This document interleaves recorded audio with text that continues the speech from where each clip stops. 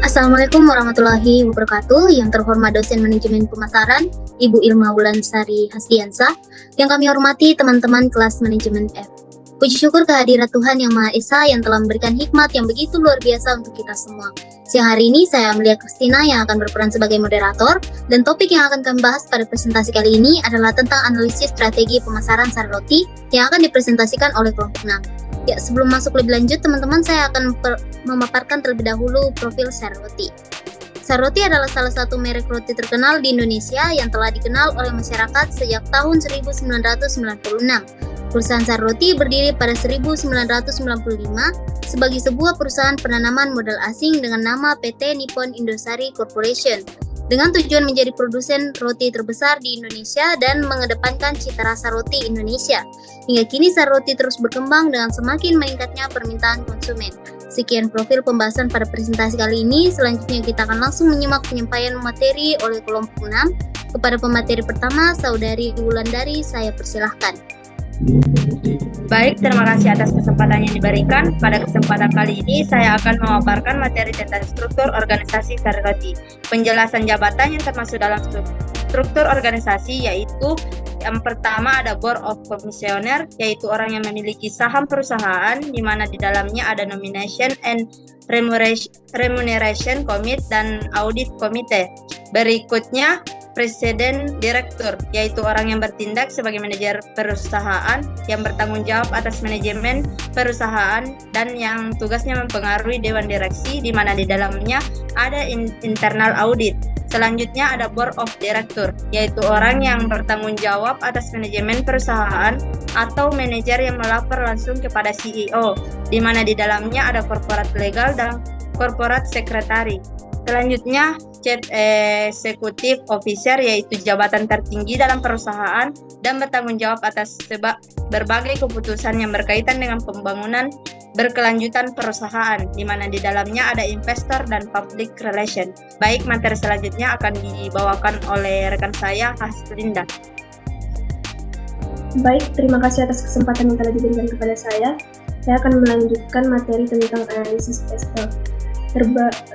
Analisis PESTEL terbagi menjadi 6. Yang pertama yaitu politik produk sari roti memiliki ancaman, tidak melibatkan unsur politik dalam berbisnis agar tidak menurunkan citra produk sari roti. Dan peluangnya, sari roti dapat menyediakan promosi untuk pemilihan umum yang akan diadakan tanpa menyinggung politik secara langsung. Kedua, yaitu ekonomi produk sari roti yang memberikan peluang jika pertumbuhan ekonomi yang stabil dan positif dapat berdampak positif pada permintaan dan daya beli konsumen. Ancamannya, perubahan tingkat inflasi dapat mempengaruhi biaya produksi dan harga bahan baku yang digunakan dalam produksi roti. Yang ketiga, yaitu sosial produk sari roti memiliki banyak peluang besar, seperti perubahan kebiasaan belanja, permintaan akan produk roti praktis. Yang keempat yaitu teknologi memberikan peluang kepada sari roti untuk meningkatkan kehadiran dan aksesibilitas produk-produknya. Dan ancamannya yaitu di mana saat ini sudah banyak orang-orang yang mulai mengkonsumsi makanan organik dibandingkan makanan kemasan.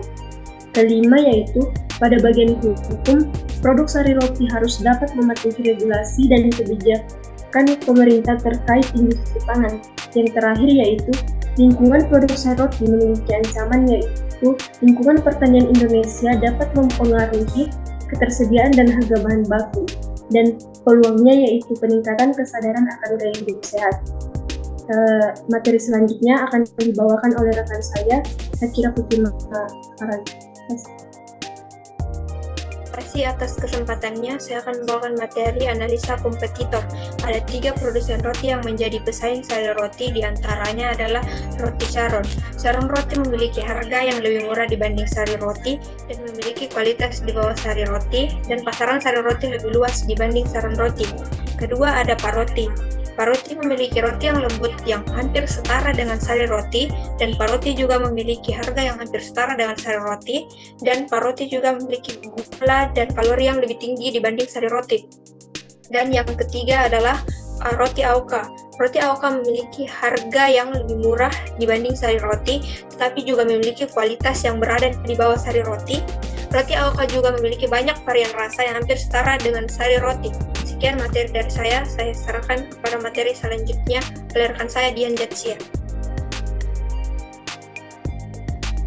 Baik, terima kasih atas kesempatan yang telah diberikan. Di sini saya akan menjelaskan mengenai analisis STP pada produk sari roti, di mana segmentasi geografis yang dimiliki oleh sari roti yaitu mencakup hampir seluruh Indonesia, baik itu perkotaan maupun pedesaan. Juga segmentasi demografis yang hampir mencakup semua kalangan usia, baik itu anak-anak, remaja, dewasa, dan juga lansia, yang mungkin memiliki penghasilan di menengah ke bawah. Selanjutnya segmentasi psikografis yaitu konsumen yang sibuk dan membutuhkan makanan yang praktis untuk dikonsumsi namun memiliki nilai gizi. Dan juga yang terakhir yaitu perilaku pembelian ditujukan pada konsumen yang memperhatikan kualitas makanan dan membeli secara rutin untuk sarapan ataupun cemilan mereka. Dengan hal itu, sari roti memiliki targeting atau sasaran utama yaitu keluarga dengan penghasilan menengah ke bawah dan konsumen yang menginginkan roti yang lezat dan berkualitas dan memiliki harga yang terjangkau. Dengan segmentasi dan targeting tersebut, sari roti dapat memposisikan produk mereka pada high quality. Namun jika dibandingkan dengan kompetitor sebelumnya, sari roti memiliki harga yang cukup tinggi, namun itu sepadan dengan kualitas yang dimiliki oleh sari roti. Baik, materi selanjutnya akan dilanjutkan oleh rekan saya Risna Kamisanti. Terima kasih atas kesempatan yang telah diberikan. Pada kesempatan kali ini saya akan menjelaskan tentang analisis marketing mix, yaitu produk. Sari roti adalah produk roti dengan berbagai macam jenis rasa dan juga jenis roti. Mereka menyediakan dan menawarkannya untuk memenuhi kebutuhan permintaan konsumen. Sari roti memiliki slogan tetap di setiap kemasan yang mereka miliki, yaitu sari roti, rotinya Indonesia, yang memiliki makna bahwa roti yang dihasilkan oleh sari roti diproduksi secara lokal di Indonesia dengan mengedepankan cita rasa Indonesia. Seperti yang tertera di layar, ini merupakan jenis-jenis dan varian produk dari sari roti. Sari roti memperoleh berbagai macam penghargaan dari tahun ke tahun karena memiliki kualitas serta harga yang baik. Sari roti melakukan strategi marketing produk, salah satunya yaitu dengan memperbaharui kemasan pada produk mereka, di mana kemasan yang sekarang terlihat lebih modern dan memiliki corak dan gambar yang menarik, seperti yang dapat dilihat pada layar, serta mereka juga menyediakan produk dengan ukuran jumbo.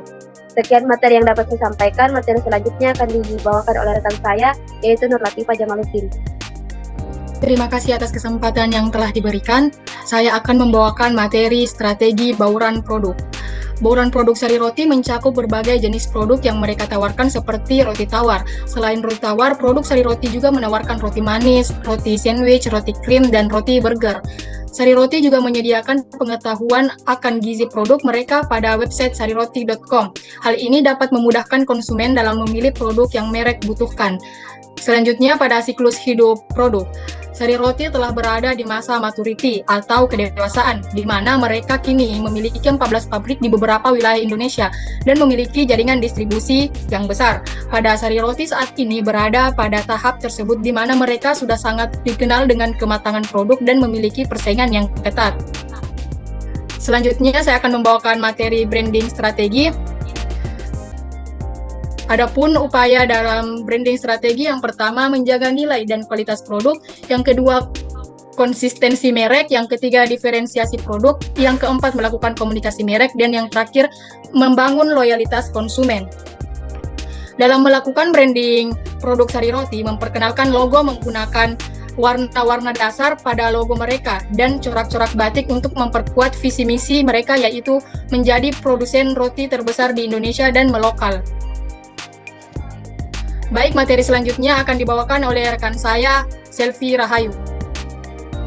Terima kasih atas kesempatan yang telah diberikan kepada saya untuk melanjutkan materi ini.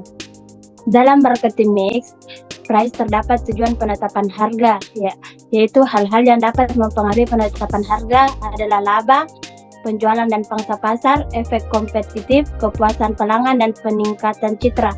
Nah, dapat dilihat pada slide proyektor di mana terdapat daftar harga produk sari roti, di mana sari roti memiliki strategi penetapan harga sesuai dengan wilayah geografis.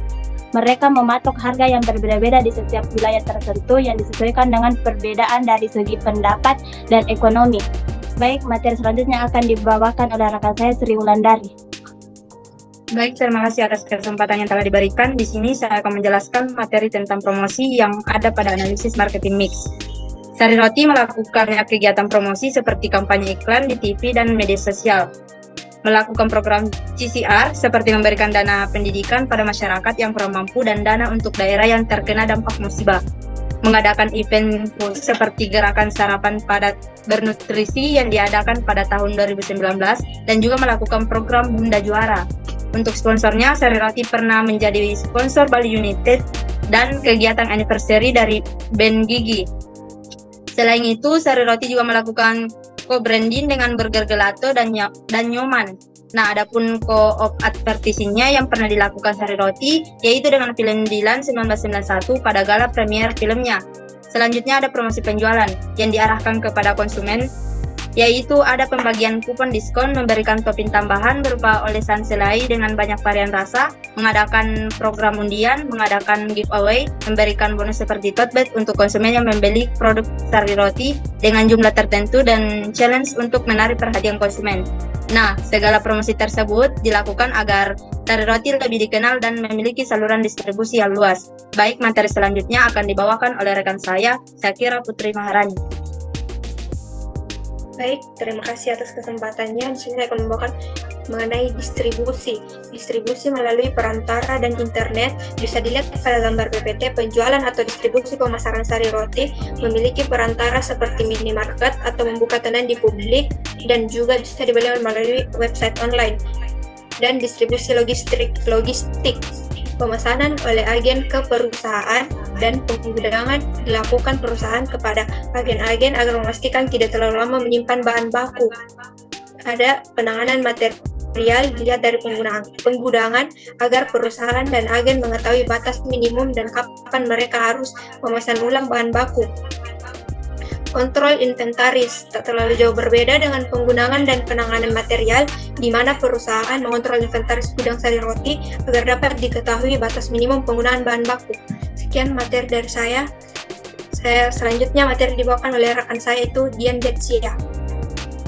Baik, terima kasih atas kesempatan yang telah diberikan. Di sini saya akan menjelaskan atau melanjutkan materi mengenai marketing mix distribusi, yang di mana Sari Roti memiliki 14 pabrik yang tersebar di beberapa wilayah Indonesia seperti Medan, Palembang, Purwakarta, dan sebagainya. Dan di Makassar sendiri bertempat di Jalan Kima, Gaya, Beringkanaya. Selanjutnya yaitu sistem distribusi operasional mitra kerja pada Sari Roti, yaitu terbagi menjadi dua. Ada paradigma lama yang mengacu pada penetapan target penjualan ataupun target pelanggan, di mana mereka memproduksi produk Sari Roti lalu memasarkannya melalui agen penjualan ataupun toko-toko modern, dan sampai ke tangan pelanggan. Selanjutnya yaitu yang mengarah ke kiri, paradigma baru, yang dimana dengan perkembangan teknologi, kini Sari Roti menyediakan produk yang dapat langsung dikirim melalui agen penjualan atau agen distributor ke tangan konsumen dengan cepat dan tepat.